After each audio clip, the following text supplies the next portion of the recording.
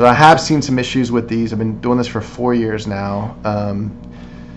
You have to use the proper Exocad library to create these. So make sure you go to the Exocad's website. It's a verified library. Download the library. It's free. You can have it. You can't take, like I had a guy ask me in a course, hey, I have this case that I designed a long time ago. I really want to use your screw, but can I just replace the screws that I have in now with your screw? And the answer is no, because your full upper arch is designed and milled to fit that screw and that screw channel.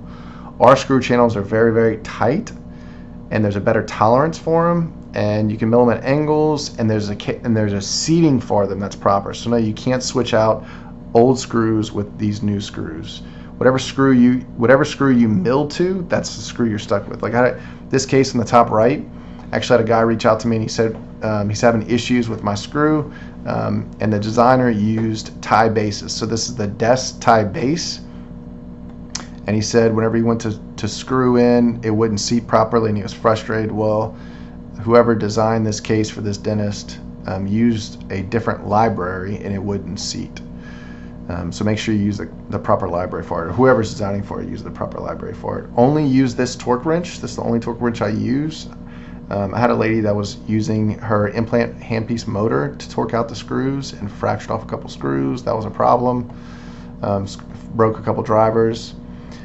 For the screws, I use the screws over and over and over and over again in my provisional phase. So every single temp that I usually do 2 temporaries. Sometimes I'll do 3, depends on the case. But I'll always reuse those screws over and over again. But for the finals, when you're going to finals, I always use brand new screws for the finals.